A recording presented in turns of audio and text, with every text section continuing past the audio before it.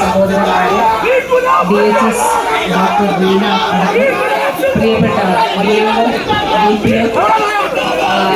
ഇവിടുത്തെ സുഹൃത്തുക്കൾ, പ്രിയപ്പെട്ട ആരോഗ്യ പ്രവർത്തകരെ, സഹോദരന്മാരെ, സുഹൃത്തുക്കളെ,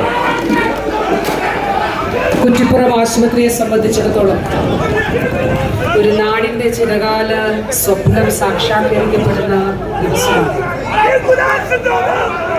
അതിൽ വളരെ പ്രധാനപ്പെട്ട കാര്യം ബഹുമാന്യനായിട്ടുള്ള MLA ഇവിടെ സൂചിപ്പിച്ചത്, ഞാൻ താലൂക്ക് ആശുപത്രി സന്ദർശനത്തിന്റെ ഭാഗമായിട്ട് ഇവിടെ എത്തിച്ചേർന്നിരുന്നു.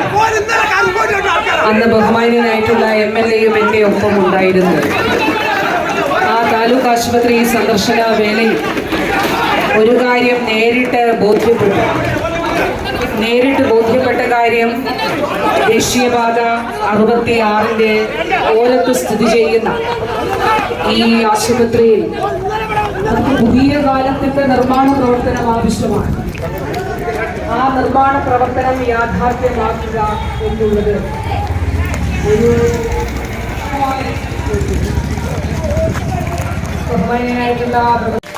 നിങ്ങൾ എത്ര ആക്രമിച്ചാലും ആക്ഷേപിച്ചാലും തകർന്നു പോവില്ല, കൂടുതൽ വർദ്ധിച്ച വീര്യത്തോടെ മുന്നോട്ട് പോവുകയേ ചെയ്യുകയുള്ളൂ എന്നുള്ളത് പറയാനായിട്ടും ആഗ്രഹിക്കുന്നു.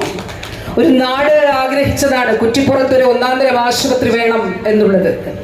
അവിടെ ബഹുമാന്യനായ MLA പറഞ്ഞതുപോലെ 4